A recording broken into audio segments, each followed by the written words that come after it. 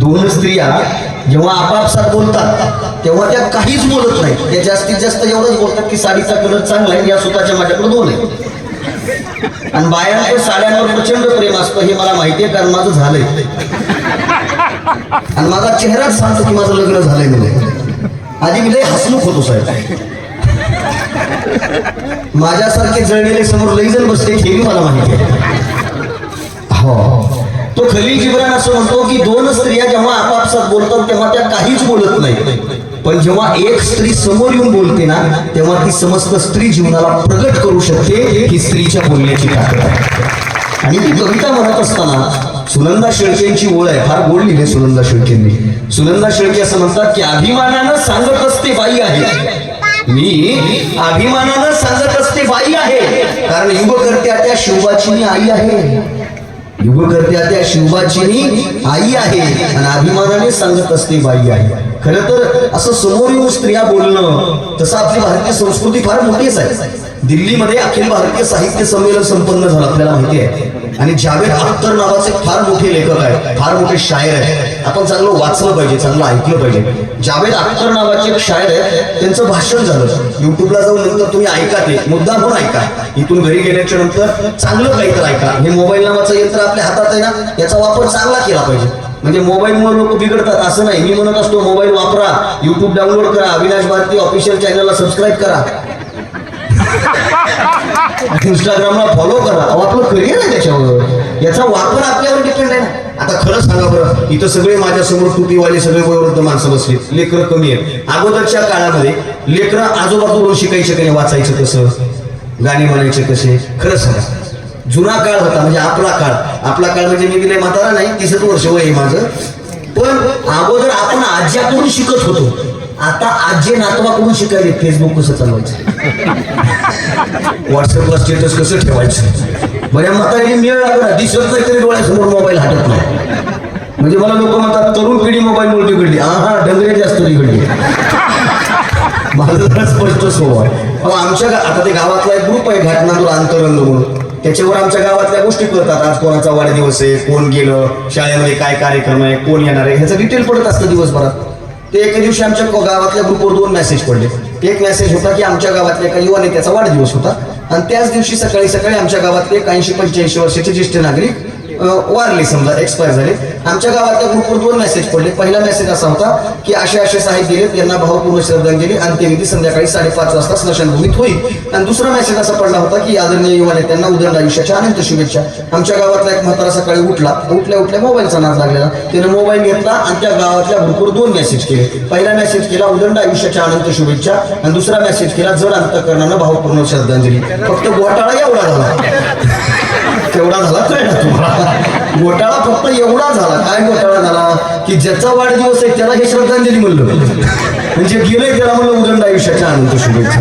ह्याचा वापर आपण चांगला केला पाहिजे. तुम्ही ते जावेद अख्तरांचं भाषण ऐका जाऊन गेल्याच्यानंतर. जावेद अख्तरांनी फार गोड सांगितलं आहे. जावेद अख्तर काय म्हणाले, 12व्या शतकात, ऐका बरं आई, 12व्या शतकात ताई स्त्रियांना फ्रान्स, अमेरिका, युरोप, जपान या देशामध्ये बोलण्याचं स्वातंत्र्य नव्हतं. मतदानाचा अधिकार सुद्धा अगोदर भारतामध्ये डॉक्टर बाबासाहेब आंबेडकरांनी आपल्याला दिला, नंतर तो अधिकार जगामध्ये सगळीकडे लागू झाला, सगळ्यांना माहिती आहे. स्त्रियांना बोलण्याचा, लिहिण्याचा अधिकार नव्हता. आता ताईंनी कविता म्हणाली, ती कविता त्यांच्या नावाने छापता येते, त्यांच्या नावानं. अगोदर युरोप सारख्या देशामध्ये स्त्रीनं जर लिहिलं ना, म्हणजे समजा युरोपमधल्या शांताबाईनं जर लिहिलं तर ती शांताराम म्हणून प्रकाशित करावं लागायचं, अधिकार नव्हता. आता आपली संस्कृती किती मोठी आहे. 12व्या शतकात जेव्हा युरोप, फ्रान्स, जपान यासारख्या देशामध्ये स्त्रियांना लिहू दिलं जात नव्हतं, बोलू दिलं जात नव्हतं, त्या 12व्या शतकात आपल्या महाराष्ट्रातल्या, मराठवाड्यातल्या, गंगाखेड तालुक्यातल्या गंगा नदीच्या किनाऱ्यावर जन्माला आलेली जनाबाई नावाची बाई लिहिते, डोईचा पदर आला खांद्यावरी आणि भरल्या बाजारी जाईल. किती मोठी संस्कृती आपली, किती मोठी संस्कृती आपली. म्हणजे ती जनाबाई, गौऱ्या थापणारी जनाबाई विठ्ठलाला जाऊन म्हणते धरीला पंढरीचा चोर, आणि नुसता धरला नाही, गळा बांधून या दोर. त्याला अभंग म्हणू नका, पहा ही कृती किती मोठी आहे हे पहा, हा विचार किती मोठा आहे हे पहा. म्हणजे ही स्त्रीच्या प्रगतीकरणाची, जगण्याची ही भूमिका आहे. आणि या सगळ्या मातृशक्तींनी ही कविता व्यक्त होत असताना ताईंनी जी भूमिका मांडली की घरामध्ये तिचं कशा पद्धतीनं, नाही घरात असे कुठेही असे. म्हणजे एक काळ होता ताई, त्या शायराच्या ओळी आहेत, तो असं म्हणतो, मन लावून ऐका. तो म्हणतो, बचपन में कहा लोगों ने कुछ नहीं जानती बैठ चुपचाप. बचपन में कहा कुछ नहीं जानती बैठ चुपचाप. जवानी में कहा लोगों ने नई आंखों ने कुछ नहीं जानती बैठ चुपचाप. बचपन में कहा लोगों ने कुछ नहीं जानती बैठ चुपचाप. जवानी में कहा लोगों ने नया खून कुछ नहीं जानती बैठ चुपचाप. और बुढ़ापे में कहा लोगों ने अब जानकर भी क्या करेगी, कुछ नहीं जानती बैठ चुपचाप. पण यांना इझी घेऊन नाही जमत. वाजवा तुम्ही तरी वाजवा. फक्त टायमिंग होऊ देऊ नका. आणि कवी संमेलनात टाळी वाजवायची टायमिंग त्याला जमत असते ज्याला सकाळी पार्लेजीचं बिस्किट चहामध्ये बुडवून अंगावर न पडता खाता येतं. नाही तर बऱ्याच जणांना बिस्किट किती वेळ मध्ये ठेवायचं, कधी पिकअप घ्यायचा याचाच वेळ लागतो. आणि पिकअप घ्यायचा टायमिंग होगला की वटापाशी आलेलं बिस्किट खाली उडी हलते. पुन्हा ते बायकोला म्हणते चमचा घेवर गाळ काढायचा आहे. तसं नाही झालं पाहिजे. परफेक्ट टायमिंग साधली पाहिजे. वाजवा. म्हणजे काही कविता सादर करत होत्या. इथं पुरुषांची संख्या जास्त आहे, स्टेजवर पण पुरुषांची संख्या जास्त आहे. हो, पण कधीतरी मराठवाड्यात महाराष्ट्रात अशी बातमी वाचली का हो तुम्ही, शेतकऱ्याच्या बायकोने आत्महत्या केली? वाचली? कर्जबाजारी असलेल्या शिक्षकाच्या महिलेने बायकोने आत्महत्या केली? नाही साहेब.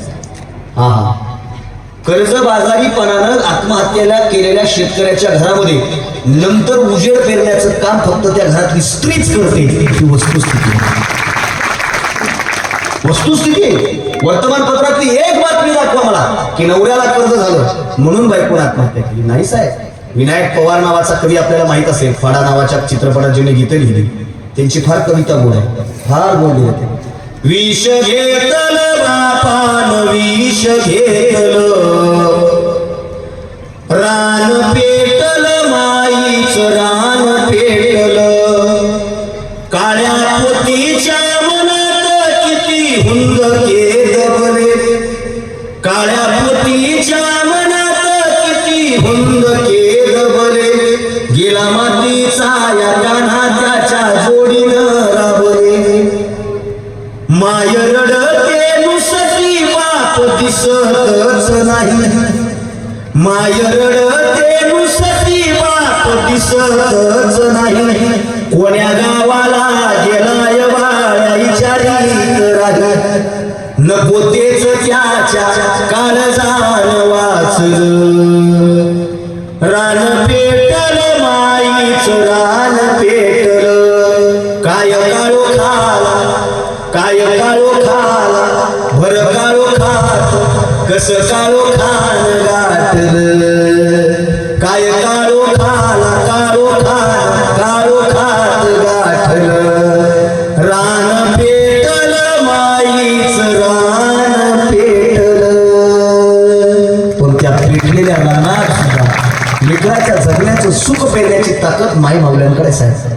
प्रशांत असणारे नावाचे कवी आहेत, अकोला विदर्भातले कवी आहेत. त्यांनी असं लिहिलं, मुलगा म्हणाला मला वाचायचे दिव्याची वात थोडी मोठी कर, नवरा म्हणाला मला झोपायचे दिव्याची वात थोडी छोटी कर, नवरा म्हणाला मला झोपायचे दिव्याची वात थोडी छोटी कर, मुलगा म्हणाला मला वाचायचे दिव्याची वात थोडी मोठी कर. ती रात्रभर दिव्याची वात मोठी आणि छोटी करत राहिली.